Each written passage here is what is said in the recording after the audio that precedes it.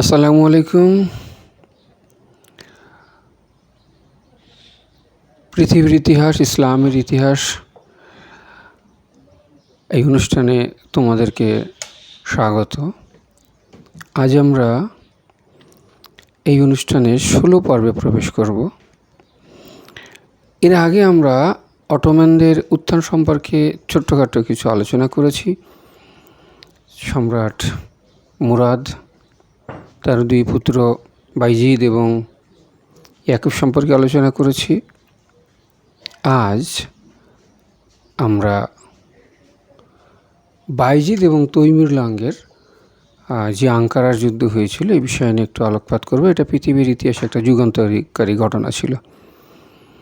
বিষয়টা হলো, বাইজিদ সম্পর্কে আগেও বলেছি যে বাইজিদকে বজ্রপাত বলা হতো, বাইজিদ দ্য এলদিরিম বলা হতো। সে বজ্রপাতের মতো হাজির হতে পারত কোনো জায়গায়। সে এত দ্রুত পৌঁছাতো যে তাকে বলা হতো যে সে একটা বজ্রপাতের মতো বজ্রপাত যখন হঠাৎ করে আবির্ভূত হয়, ঠিক সেভাবে সে হঠাৎ করে আবির্ভূত হতো। এই জন্য বাইজিদ দ্য এলদিরিম বা বজ্রপাত বলা হতো। বাইজিদ অনেকগুলো যুদ্ধে জয় করে প্রচণ্ড রকম আত্মবিশ্বাসী হয়ে গিয়েছিল। ইউরোপের অনেকগুলো দেশের উপরে তার প্রাধান্য ছিল। সার্বিয়া সহ অন্যান্য অনেকগুলো দেশ তার পদানত হয়ে গিয়েছিল এবং সেই সময় সার্বিয়ান সৈন্যবাহিনী খুব নামকরা সৈন্যবাহিনী ছিল, খুবই সাহসী। ওদের তো নিজস্ব জেনিচারি সৈন্যবাহিনী ছিল, সঙ্গে ছিল সার্বিয়ান সৈন্যবাহিনী, খুবই বিধ্বংসী এবং শক্তিশালী সৈন্যবাহিনী।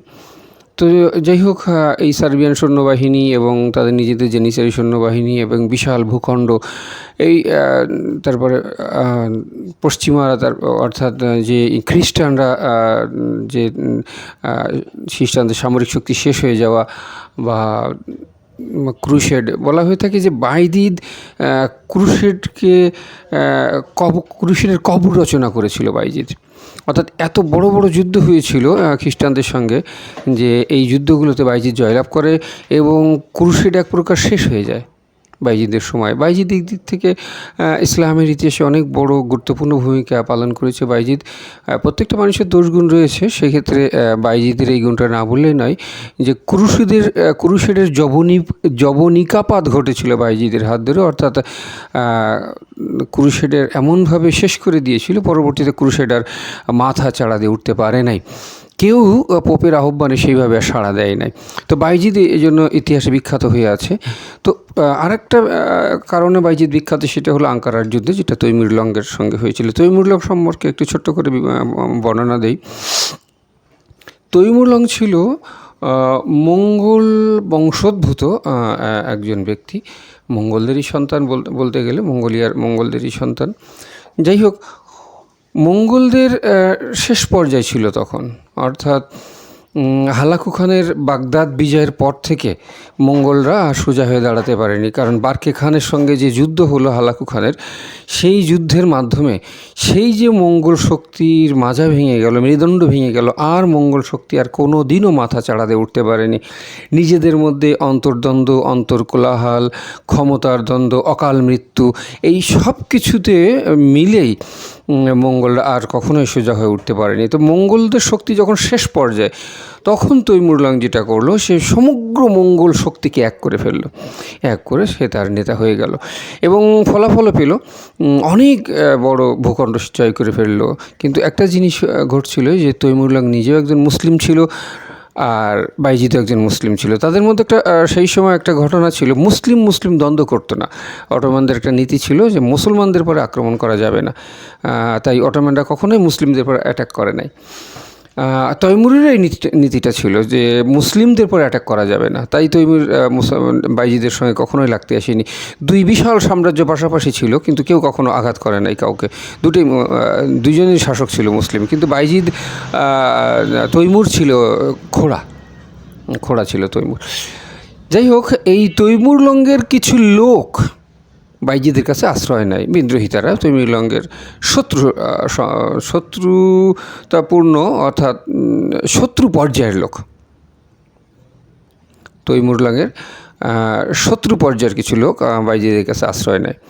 তো তৈমুরলঙ্গ একটা চিঠি লিখে পাঠায় যে যদি তুমি ওই লোকগুলোকে ফেরত দাও, তাহলে হয়তো তোমার সঙ্গে আমি যে ভালো ব্যবহার করি এটা হয়তো কন্টিনিউ করতে পারবো না। এরকম একটা চিঠি লিখে পাঠালো তৈমুর।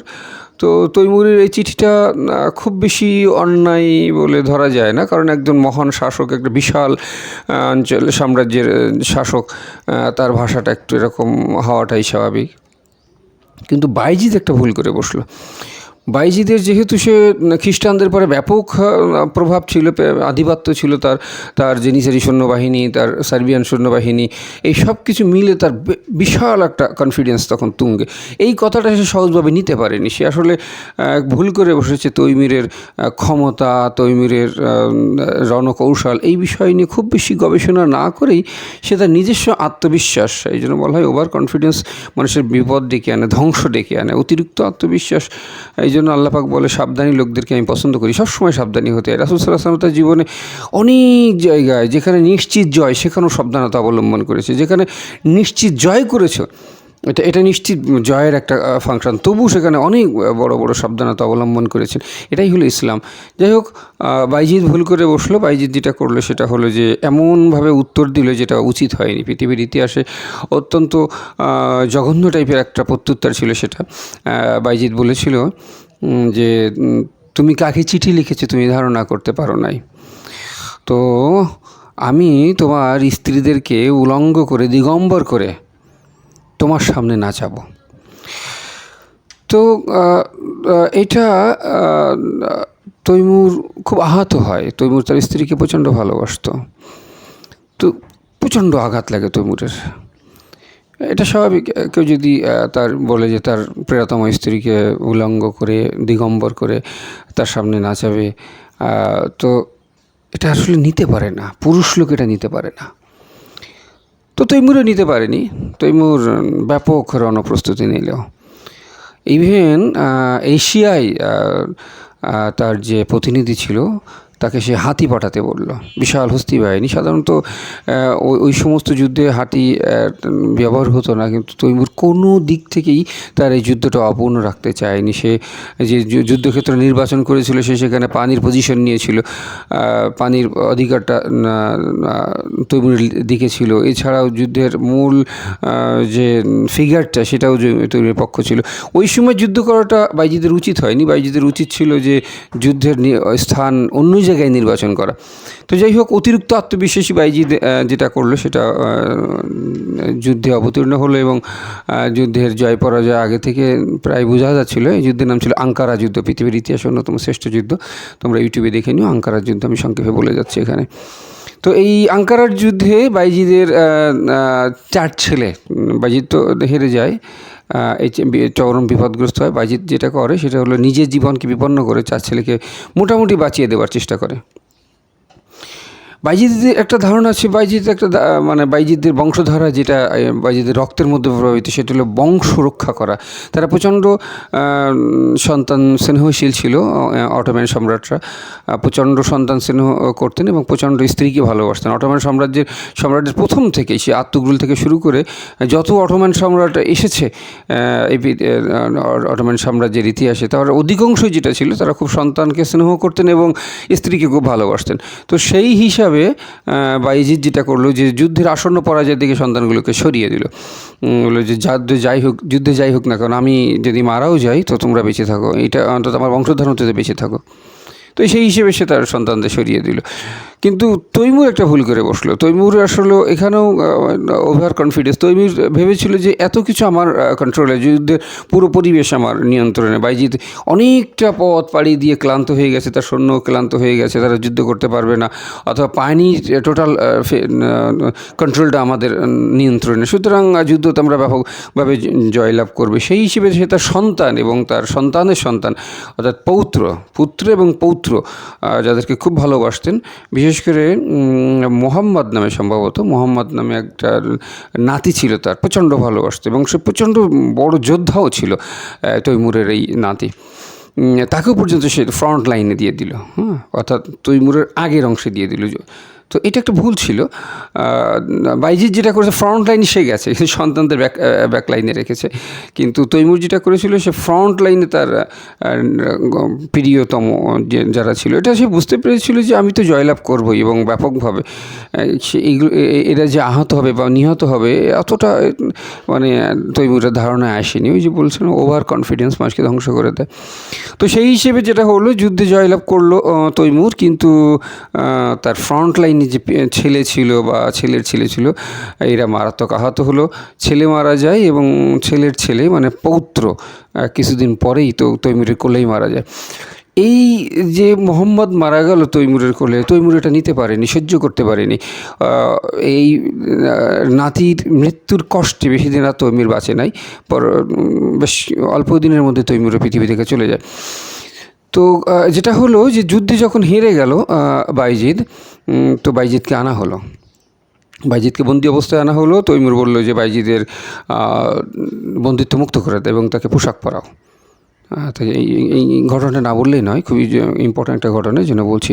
তাকে পোশাক পরাও, তার মুকুট ফিরিয়ে দাও, তার সিংহাসন ফিরিয়ে দাও, সব কিছু করলো। রাজ সিংহাসন আনলো, মুকুট দিল, পোশাক দিল, সব কিছু। বাইজিদ তো হতবাক যে এটা কী হচ্ছে, আমি একদিন বন্দি, আমার সঙ্গে এমন আচরণ করছে কেন? তো তখন তৈমুর একটা কথা বলেছিল যা মনে হয় কিয়ামত পর্যন্ত মানুষের মুখে মুখে থাকবে। কথাটা তোমাদের জানা উচিত, তৈমুরের এই ডায়লগটা। তৈমুর বলেছিল, বাইজিদ তুমি একটা অন্ধ। কেন জানো? তুমি আমার ক্ষমতা দেখতে পাওনি, তুমি তোমার নিজের ক্ষমতায় অন্ধ হয়ে গিয়েছিলে। তুমি যুদ্ধে জয়লাভ করে তোমার সৈন্যবাহিনীর দিকে তাকিয়ে তুমি অন্ধ হয়ে গিয়েছিলে, তুমি প্রতিপক্ষের ক্ষমতা তুমি দেখতে পাওনি, তুমি অন্ধ হয়ে গিয়েছিলে। তো যাই হোক, তো একটা জিনিস চিন্তা করে আমার হাসি পাচ্ছে, সেটা হলো যে নিয়তির বিধাতার কি নির্মম বিচার, কি প্রহসনমূলক বিচার। দেখো, তোমার মতো অন্ধ আর আমার মতো খোড়াকে তিনি দুনিয়ার বাদশাহী দান করেছেন। এই কথাটাই পরবর্তীতে একটা প্রবাদের মতো হয়ে যায়, যে তৈমুরের কথাটা, যে তোমার মতো অন্ধ আর আমার মতো খোড়াকে আল্লাহ দুনিয়ার বাদশাহী দান করেছে। তা যাই হোক, যখন বাইজিদে একটু অবাক নেতে তাকিয়েছিল যে কী হচ্ছে, তখন সেই মাহেন্দ্র খান এলো। তৈমুর আদেশ করলো বাইজিদের স্ত্রীদের নিয়ে আসো, তারা আমাকে সুরাপাত্র পরিবেশন করবে। তো বাইজিদের 4 জন স্ত্রী ছিল, এই 4 জন স্ত্রী আসলো। বাইজিদের 4 জন স্ত্রীর ভিতরে ডেসপিনা নামে একটা স্ত্রী ছিল, সে সার্বিয়ান রাজকন্যা ছিল, সার্বিয়ান রাজকুমারী, অত্যন্ত সুন্দরী, স্লিম ফিগারের অধিকারী এই সার্বিয়ান রাজকুমারী, যাকে বাইজিদ প্রচণ্ড ভালোবাসতো। অনেক যুদ্ধে অন্য অন্য স্ত্রীদের নিত, কিন্তু এই ডেসপিনাকে নিয়ে যেত, ডেসপিনাকে সে খুব ভালোবাসতো। কি তৈমুর যেটা করলো সেটা হলো প্রত্যেকটা স্ত্রীকে সে ড্রেসলেস করেই তার সামনে নিয়ে আসলো। বাইজিদ বসা, তৈমুর বসা, তারা প্রত্যেকের হাতে পানপাত্র অর্থাৎ সুরাপাত্র, মদের গ্লাস, তারা প্রত্যেকেই এনে সেই দিগম্বর অবস্থায় তৈমুরকে সার্ভ করলো, আর তৈমুর তাদেরকে নাচতে বললো। তো তারা ওই অবস্থায় বাইজিদ এবং তৈমুরের সামনে নাচতে লাগলো, অন্যান্য আরও লোকজন ছিল। তো এই যে সিচুয়েশনটা, সেই ডেসপিনার সেই করুণ চাহনি এবং অন্যান্য স্ত্রীদের করুণ চাহনি, এই জিনিসটা বাইজিদ সহ্য করতে পারলো না। বাইজিদ উঠে দাঁড়ালো, কিন্তু তার অবস্থা ভালো ছিল না। সবাই বাইজিদের দিকে তাকিয়েছিল, টালমাটাল অবস্থা ছিল বাইজিদের। বাইজিদ সামনে অগ্রসর হলো, তৈমুর নিষেধ করলো যে বাইজিদকে ধরো না, তাকে যেতে দাও। বেশি দূর আর বাইজিদ যেতে পারলো না। দরজার চৌকাঠ, তাঁবুর যে চৌকাঠ পার হয়ে একটু সামনে গিয়েই বাইজিদ পড়ে গেল, স্ট্রোক করলো এবং ওই অবস্থায় তার মৃত্যু হলো। এটা পৃথিবীর ইতিহাসে অত্যন্ত করুণ একটা ঘটনা, যে অতিরিক্ত আত্মবিশ্বাস মানুষকে কীভাবে ধ্বংস করে দেয়। যাই হোক, ইতিহাস থেকে শিক্ষা নিতে হয়। এইভাবে বাইজিদের মৃত্যু হলো আর তৈমুরের মৃত্যু হলো এইভাবে। কিন্তু একটা ঘটনা ঘটলো, যে বাইজিদের হাত ধরে, বাইজিদের হাতে ক্রুশের ধ্বংস হয়ে গেল। অর্থাৎ খ্রিস্টানরা যে সংগঠিত হয়ে মুসলিমদের বিরুদ্ধে যে যুদ্ধটা করেছে প্রায় 100 বছর ধরে, এটা ধ্বংস হয়ে গেল বাইজিদের হাত ধরে। আর তৈমুরের মাধ্যমে পুরো মঙ্গল সাম্রাজ্য ধ্বংস হয়ে গেল। তৈমুরের ধ্বংস হওয়ার মধ্য দিয়ে, তৈমুরের মৃত্যুর মধ্য দিয়ে, তৈমুরের পৌত্রের মৃত্যুর মধ্য দিয়ে মঙ্গলদের যে সর্বশেষ যে শক্তি ছিল সেটাও ধ্বংস হয়ে যায়। পরবর্তীতে পৃথিবীতে আর মঙ্গলরা কখনোই মাথা চাড়া দিয়ে উঠতে পারেনি। তো যাই হোক, মঙ্গলদের ইতিহাস ওখানেই শেষ হয়ে যায় তৈমুরের এই আঙ্কারার যুদ্ধের মধ্য দিয়ে, মোহাম্মদের মৃত্যুর মধ্য দিয়ে। অর্থাৎ তৈমুরের যে পৌত্র বা নাতি ছিল, নাতি পোতা সম্ভবত আমাদের দেশে যেটা বলে, ছেলেকে পোতা বলে, মেয়ের ছেলেকে নাতি বলে যায়, সেই পৌত্র আর কি। তো তার মৃত্যুর মধ্য দিয়ে, তৈমুরের মৃত্যুর মধ্য দিয়ে মঙ্গলদের ক্ষমতা শেষ হয়ে যায়, মঙ্গলদের সব কিছু শেষ হয়ে যায়, আর বাইজিদের হাতে ক্রুসেড শেষ হয়ে যায়। তো এইরকম পরিস্থিতিতে ইসলামটা বেশ ভালো একটা পজিশনে থাকার কথা। যেহেতু অটোমান সুলতান শেষ হয়ে গেছে বা তার ক্ষমতাও শেষ হয়ে গেছে, তাহলে বুঝতে পারছো যে এখানে আসলে যতক্ষণ না অটোমান নতুন সুলতান শক্তিশালী হয়ে দাঁড়াচ্ছে, ততক্ষণ কিন্তু ইসলাম দুর্বল অবস্থায় আছে। আবার এদিকে ইসলামের শত্রু যারা, তারাও দুর্বল অবস্থায়। ইসলামের শত্রু ছিল দুইজন মাত্র, তখন ছিল খ্রিস্টানরা ইসলামের শত্রু, আর ছিল মঙ্গলরা ইসলামের শত্রু। ওদিকে বাইজিদের হাতে খ্রিস্টানরা দমন হয়ে গেছে, একদিকে আবার বাইজিদের হাতে আবার মঙ্গলরাও দমন হয়ে গেছে, যদিও বাইজিদ পৃথিবী থেকে চলে গেছে। তো যাই হোক, এইভাবে একটা নির্মম ঘটনার মধ্য দিয়ে আল্লাহ পাক বাইজিদের হাত দিয়েই ইসলামের সবচেয়ে বড় দুই শত্রুদেরকে দমন করে দিয়েছে, যার ফলে বাইজিদের বংশ আল্লাহ পাক রক্ষা করেছে। বাইজিদের 4 ছেলে পরবর্তীতে বিভিন্ন জায়গায় পলাতক অবস্থায় জীবনযাপন করে, এবং পরবর্তীতে ছেলেদের মধ্যে দ্বিধাদ্বন্দ্ব তৈরি হয়। ছেলেদের মধ্যে যে যার পজিশনে থেকে একজন আরেকজনের উপর আক্রমণ করে। কেউ বড় ছেলেকে সাহায্য করে, যে বড় ছেলে যদি সুলতান হয় তাহলে সে বেনিফিট পাবে, কেউ মেজো ছেলেকে, কেউ ছোটো ছেলেকে। এইভাবে সম্ভবত বাইজিদের সর্বকনিষ্ঠ সবচেয়ে ছোটো ছেলে মোহাম্মদ শেষ পর্যন্ত টিকে যায় এবং নতুন করে সালতানাত শুরু করে। কিন্তু মোহাম্মদের যেটা হয়, মোহাম্মদ আসলে তার বাবার সেই ভেঙে যাওয়া সাম্রাজ্যকে, টুকরো টুকরো সাম্রাজ্যকে জুড়া দিতে দিতে মোহাম্মদের জীবন শেষ হয়ে যায়। কিন্তু মোহাম্মদের সন্তান মুরাদ, দ্বিতীয় মুরাদ, মুরাদ ছিল, প্রথম মুরাদ ছিল ওরহানের ছেলে প্রথম মুরাদ। এটা হলো বাইজিদ ছেলে মোহাম্মদ, তার ছেলে দ্বিতীয় মুরাদ।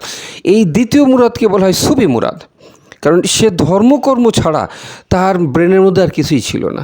ইসলাম এবং ধর্মকর্ম, এই তার পুরো চিন্তা চেতনা।